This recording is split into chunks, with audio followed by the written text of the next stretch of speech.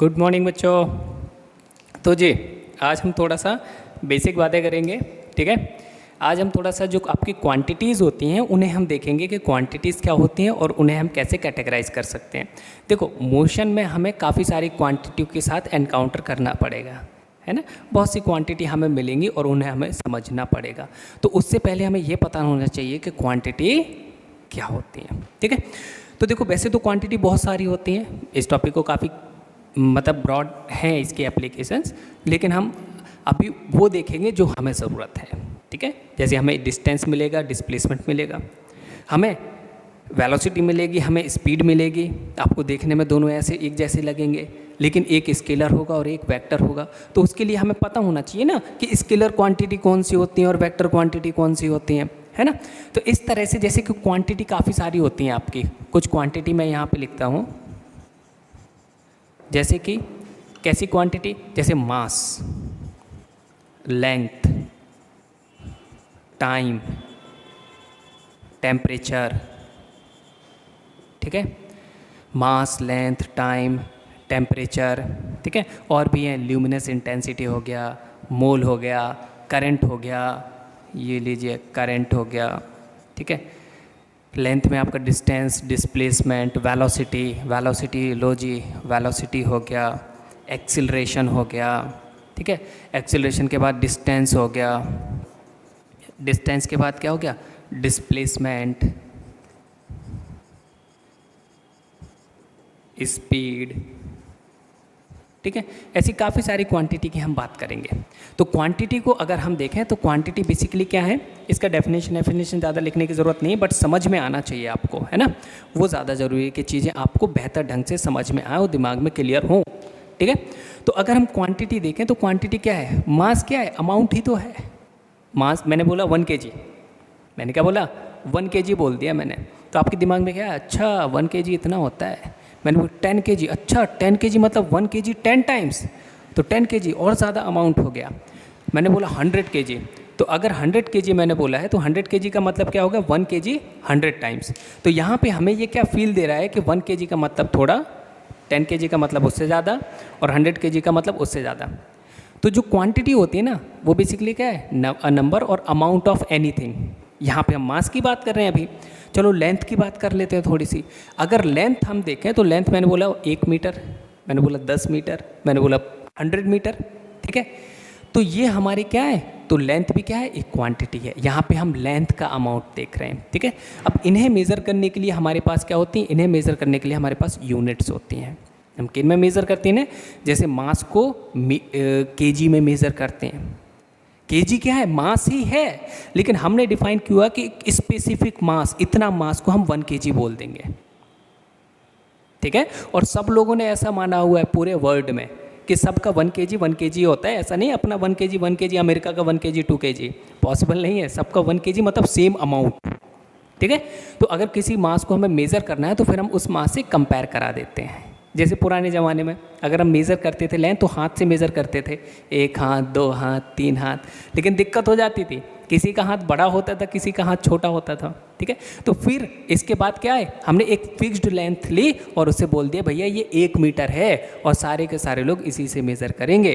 तो 1 मीटर क्या बन गई, हमारी यूनिट बन गई लेंथ को मेज़र करने की। ऐसे एक स्पेसिफिक अमाउंट हमारा 1 kg बन गया मास को मेज़र करने के लिए।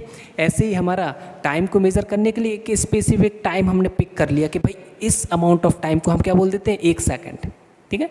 साइंटिस्ट ने बड़े एक्सपेरिमेंट के बाद ये सारी चीज़ें निकाली हैं, ठीक है। तो लेकिन समझने में ईजी है, ज़्यादा कोई कठिन मतलब बात वैसी है नहीं, ठीक है। इस तरह से काफ़ी सारी क्वांटिटीज़ होती हैं जी, क्वांटिटीज़ मैंने लिखी हैं, काफ़ी और भी होती हैं, ठीक है। आप धीरे धीरे पढ़ते जाएंगे तो आपको क्वांटिटीज़ और ज़्यादा मिलती जाएंगी, ठीक है। और मैं बताता भी जाऊंगा टाइम टू टाइम आपको, ठीक है। और इन्हें मेज़र करने के लिए हम क्या यूज़ करते हैं, हम यूनिट का यूज़ करते हैं।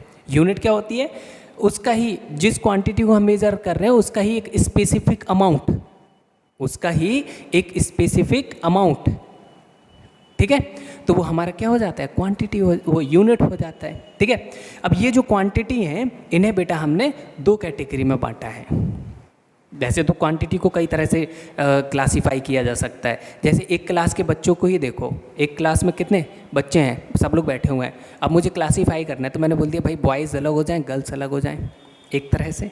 दूसरा मैंने बोला जो रेड कलर का ड्रेस पहन के आए हैं वो एक तरफ, जो नहीं आए हैं वो एक तरफ, दूसरे तरह से मैंने, है ना। तो क्लासिफिकेशन कई तरह से किया जा सकता है। यहाँ पे जो हम क्लासिफिकेशन करने वाले हैं वो हम किस बेस पे करने वाले हैं, डायरेक्शन के बेस पे। कुछ क्वांटिटी ऐसी होती हैं जिनके लिए डायरेक्शन मैटर करती है, कुछ क्वांटिटी ऐसी होती हैं जिनके लिए डायरेक्शन मैटर नहीं करती है।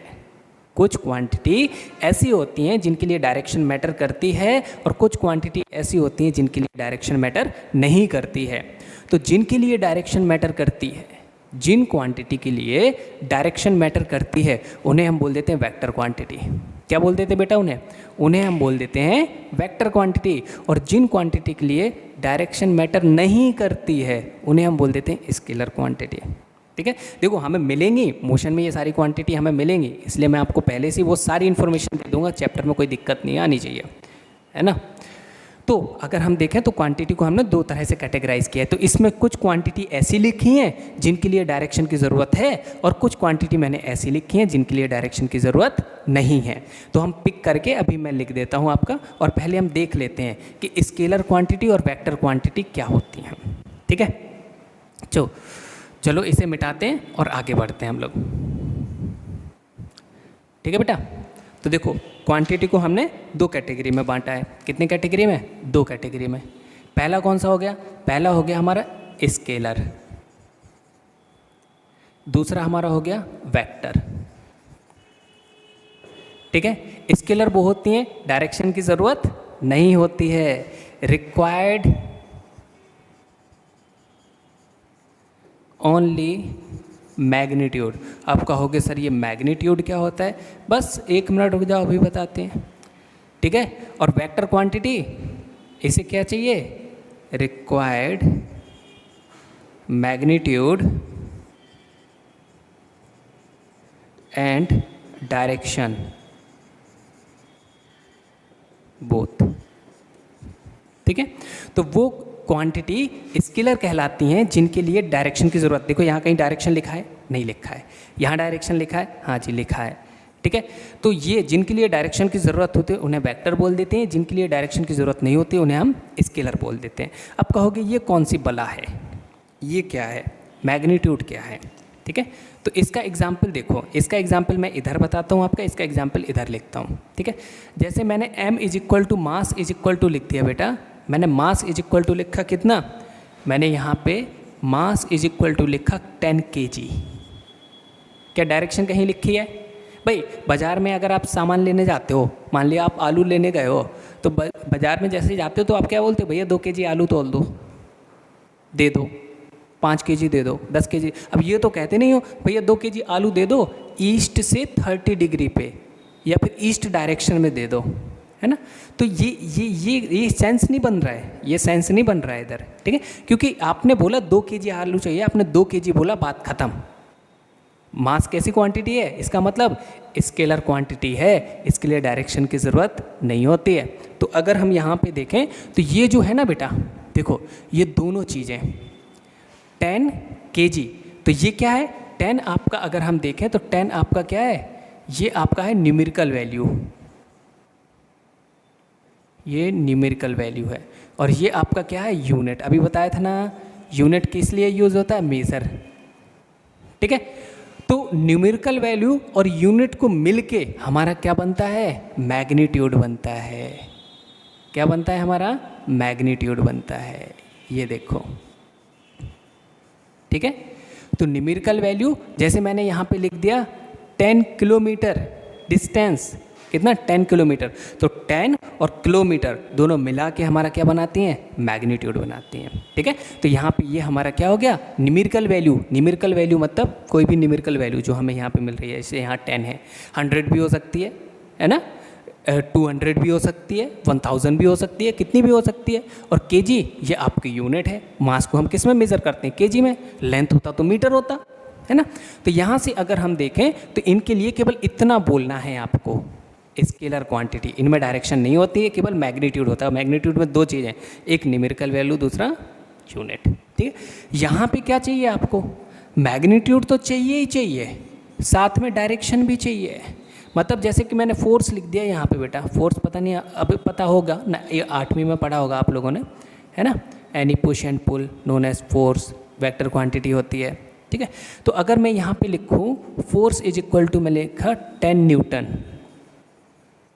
क्या लिख दिया मैंने, 10 न्यूटन, ये यूनिट है इसकी। ठीक है, और किस डायरेक्शन में, ईस्ट। इसका मतलब क्या है, ये फोर्स तो लग रहा है लेकिन किस डायरेक्शन में लग रहा है, ईस्ट डायरेक्शन में लग रहा है।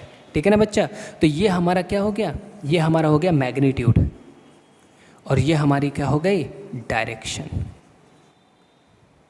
ठीक है, तो यहाँ पे वेक्टर के लिए मैग्नीट्यूड और डायरेक्शन दोनों चाहिए, लेकिन स्केलर के लिए केवल मैग्नीट्यूड चाहिए, डायरेक्शन की कोई भी रिक्वायरमेंट नहीं होती है।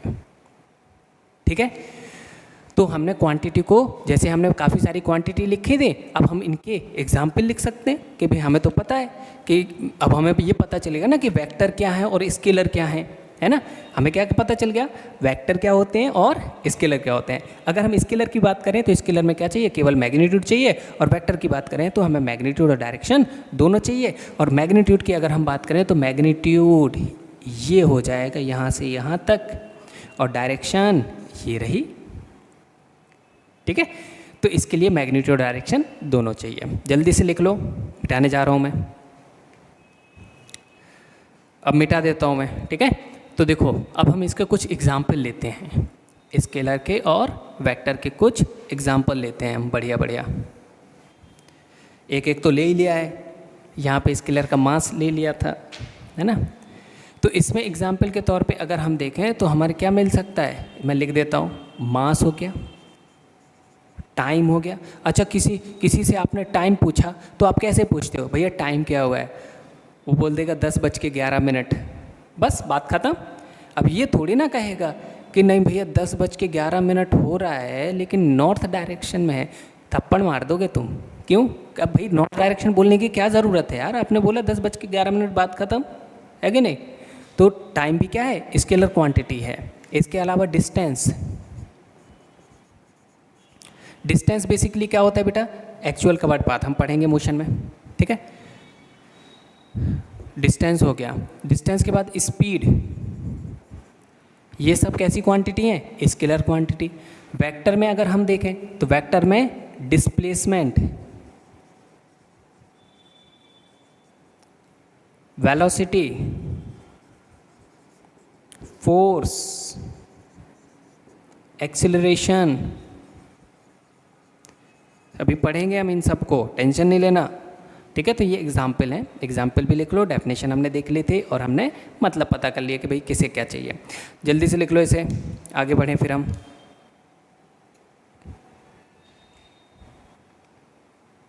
चलिए जी आगे बढ़ते हैं हम। ठीक है,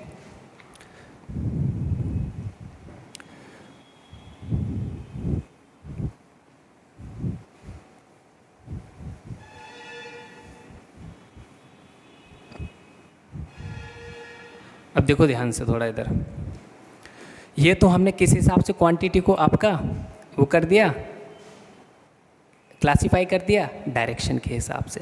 क्वांटिटी को हम फंडामेंटल और ड्राइव क्वांटिटी के टर्म में भी लिख सकते हैं। ठीक है, वो भी हम लोग आगे पढ़ेंगे, और चाहो तो अभी देख लो थोड़ा सा, जैसे क्वांटिटीज़ को हम फंडामेंटल और ड्राइव क्वांटिटी में भी लिख सकते हैं।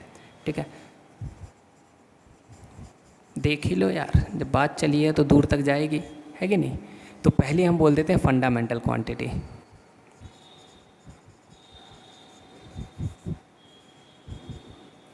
दूसरी हमारी क्या है, ड्राइव्ड क्वांटिटी।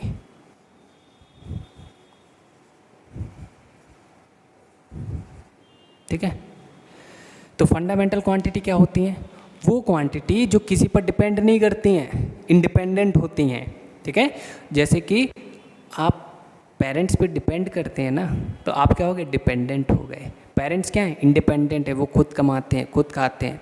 ठीक है, तो वो इंडिपेंडेंट हैं और आप क्या हैं, डिपेंडेंट हैं। ऐसी क्वांटिटी होती हैं, कुछ क्वांटिटी ऐसी होती हैं जो कि किसी पे डिपेंड नहीं करती, उन पर सब डिपेंड करते हैं।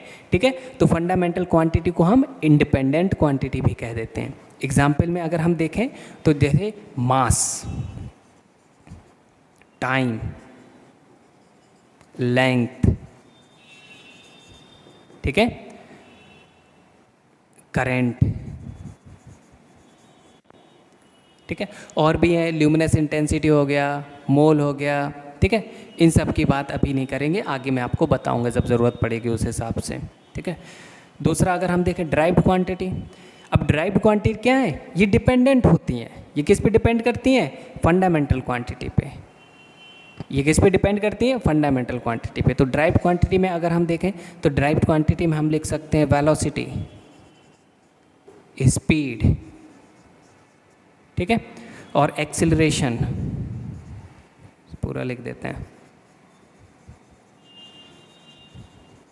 ठीक है, एक्सिलरेशन के बाद फोर्स, ये सब क्या है, ये सब फंडामेंटल क्वांटिटीज़ हैं। ठीक है, तो इस तरह से क्वांटिटीज़ को भी हमने दो कैटेगरी में बांटा है, आपका फंडामेंटल क्वांटिटीज़ और ड्राइव्ड क्वांटिटीज़। फंडामेंटल क्वांटिटीज़ वो होती हैं जो किसी पर डिपेंड नहीं करती हैं, इंडिपेंडेंट होती हैं। ड्राइव्ड क्वांटिटी वो होती हैं जो फंडामेंटल क्वांटिटी पे डिपेंड करती हैं। ठीक है, उनसे मिलके ही बनती हैं, है ना। जैसे कि अगर हम यहाँ स्पीड की बात करें तो स्पीड इज इक्वल टू होता है length upon time. Speed is equal to क्या होता है, डिस्टेंस अपॉन टाइम, और डिस्टेंस क्या है, लेंथ होती है। तो इनसे मिलके बनती हैं। ठीक है, ये आपका बेसिक चल रहा है एकदम, मोशन के लिए ये सब बहुत ज़रूरी है। ठीक है, चलो एक टर्म और ज़रूरत पड़ेगी हमें, उसकी हम बात कर लेते हैं। जैसे ऑब्जेक्ट्स की, हर जगह ऑब्जेक्ट ऑब्जेक्ट का बात होगा कि ऑब्जेक्ट यहाँ जा रहा है, ऑब्जेक्ट वहाँ जा रहा है। अरे भैया ऑब्जेक्ट है कौन, ठीक है, तो ऑब्जेक्ट है क्या। अगर ऑब्जेक्ट की हम बात करें तो बेटा देखो, object anything which can be seen और टच्ड। ठीक है, तो ऑब्जेक्ट की अगर हम बात करें तो ऑब्जेक्ट क्या होता है, पहले ऑब्जेक्ट देखो, ऑब्जेक्ट क्या डिफाइन करता है, ऑब्जेक्ट का मतलब क्या है। ऑब्जेक्ट का मतलब होता है anything which can be seen और touched. Anything which can be seen और टच्ड। ठीक है, तो कुछ भी अगर हम देख सकते हैं या फिर छू सकते हैं उसे हम क्या बोल देते हैं, ऑब्जेक्ट बोल देते हैं। ठीक है, कहोगे भूत क्या है, भूत ऑब्जेक्ट नहीं है। ऑब्जेक्ट को हमने दो कैटेगरी में बांटा है, फिजिकल और नॉन फिजिकल। हमें फिजिकल ऑब्जेक्ट से मतलब है जो हम फिजिक्स में पढ़ते हैं। पूरी साइंस में हम फिजिकल ऑब्जेक्ट की ही बात करते हैं, आइदर केमिस्ट्री, बायो, फिजिक्स। ठीक है, तो जहाँ भी अगर हम बात करते हैं तो हम फिजिकल ऑब्जेक्ट का ही सेंस लेते हैं, जिसे हम छू सकते हैं, जिसे हम देख सकते हैं। जैसे मैं क्या हूँ, एक ऑब्जेक्ट, आप क्या हो, एक ऑब्जेक्ट, ये फ़ैन क्या है, एक ऑब्जेक्ट, ये टेबल क्या है, ऑब्जेक्ट, लैपटॉप क्या है, ऑब्जेक्ट, सन क्या है, ऑब्जेक्ट, देख तो पा रहे हैं ना, मून क्या है, ऑब्जेक्ट, तारे क्या है, ऑब्जेक्ट। ठीक है, अर्थ क्या है, एज अ ऑब्जेक्ट, ट्री क्या है, object. Anything which can be seen और touched is known as object. Object इधर जा रहा है, मतलब ऑब्जेक्ट का मतलब कोई गाड़ी हो सकती है, कोई बाइसिकल हो सकती है, कोई एक पर्टिकुलर इंसान हो सकता है, तो जो कि इधर जा रहा है। ठीक है, मैंने ऐसे जैसे बोल दिया, हम बोलते हैं ना कि भैया ये ऑब्जेक्ट इधर जा रहा है, इसका मतलब कुछ जा रहा है जिसे हम देख सकते हैं या फिर छू सकते हैं। ठीक है, तो anything which can be seen और टच्ड, उसे हम क्या बोल देंगे, ऑब्जेक्ट बोल देंगे। ठीक है, चलिए जी, तो ये एकदम बेसिक चीज़ें थी जो आपको पता होनी ही चाहिए थी, है ना। बाकी हम नेक्स्ट क्लास में मोशन स्टार्ट करेंगे। ये आपका फंडामेंटल लेक्चर है, एकदम बेसिक्स का, जो आपको पता होना ही चाहिए। ठीक है, ओके, मिलते हैं नेक्स्ट क्लास में। बाय बाय, टेक केयर, व्यस्त रहो, मस्त रहो।